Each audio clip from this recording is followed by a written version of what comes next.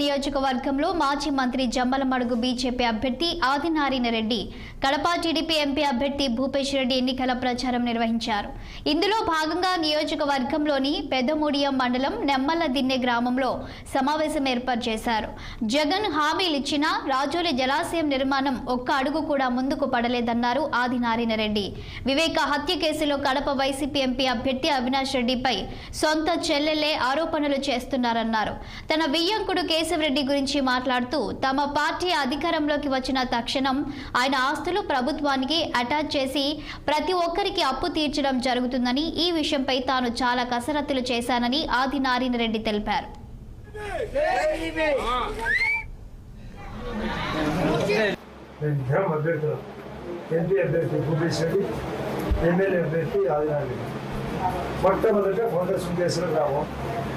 అక్కడ వాళ్ళే స్వయంగా ఆదినారాయణ రెడ్డి సమక్షంలో గతంలో ఏ పనులు జరిగాయి, ఇప్పుడు ఏం జరగాలా, మధ్యలో ఏ పనులు జరగలేదని కూలంకషంగా ప్రతి ఒక్కరు చెప్పిన మాట.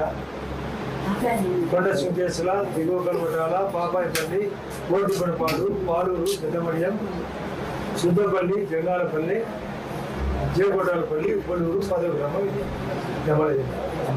అసలు రాజకీయాలంటే అభివృద్ధి జరగాల, సంక్షేమం జరగాల. కానీ ఇక్కడ రాజకీయం జరిగింది తప్ప అభివృద్ధి సంక్షేమం చాలా వరకు పెన్షన్లు పోయినాయి, చాలా వరకు రేషన్ కార్డులు పోయినాయి. అసలు కరెంటు పోతే పట్టించుకునేవాడు లేడు, నీళ్లు అసలు లేదు, రోడ్లు పోయిందా, ఇల్లు కట్టడమే లేదు, బిల్లులు శాంక్షన్ లేదు, దౌర్జన్యమైన మాటలు, ఇసుక వాళ్ళే అమ్ముతున్నారు, భూ కబ్జాలు చేస్తున్నారు వైఎస్ఆర్ పార్టీ వాళ్ళు చెప్పే ప్రతి కంప్లైంట్ ప్రతి ఊళ్ళో. కొత్తగా గ్యాస్ కనెక్షన్లు లేవు, సీఎం రిలీఫ్ ఫండ్ లేదు, ఇండస్ట్రీ లేదు, రైతులకు కరోనా ఉన్నప్పుడు పట్టించుకోలే, ఈ కరోనా కారణంగా. ఇప్పుడు కరువు వచ్చినా పట్టించుకోలే.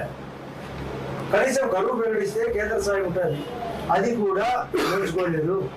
రైతులు ఇబ్బందికరంగా ఉన్నారు, చేనేతలు ఉన్నారు, భవన కార్మికులు ఉన్నారు, మత్స్య కార్మికులు ఉన్నారు, రియల్ ఉన్నారు, కాంట్రాక్టర్లు ఉన్నారు, ఉద్యోగస్తులు ఉన్నారు, నిరుద్యోగులు ఉన్నారు.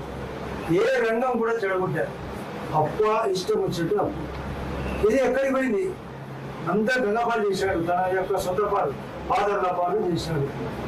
ఏదో చిన్న చిన్న పథకాలు చెప్పి అంతకంటే బెస్ట్ మన మేనిఫెస్టోలో నేనుంటూ అధికారంలోకి వస్తే ఏమని ఎన్నికల ప్రణాళికలో చంద్రబాబు నాయుడు విశేషంగా 6 పాయింట్ ఫార్ములా కానీ, మోడీ గారు అధికారంలోకి వస్తే 14 పాయింట్ ఫార్ములాలు 2 కలిపితే 2 ఎద్దుల బండి, డబల్ ఇంజన్, సూపర్ గా ఉందని ప్రతి ఒక్కరు చెప్తున్నారు.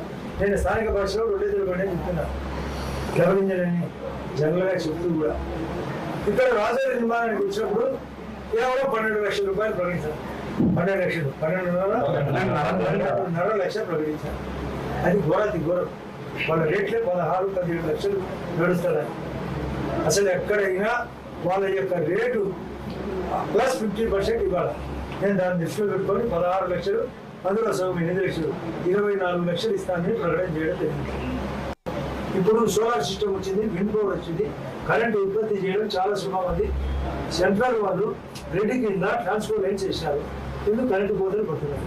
ఎందుకు కరెంట్ రేట్ పెంచినా 10 సార్లు? ఎందుకు రోడ్లు వేయగా ఉండే రోడ్లు కనీసం 10 రోడ్లు దేవుడు.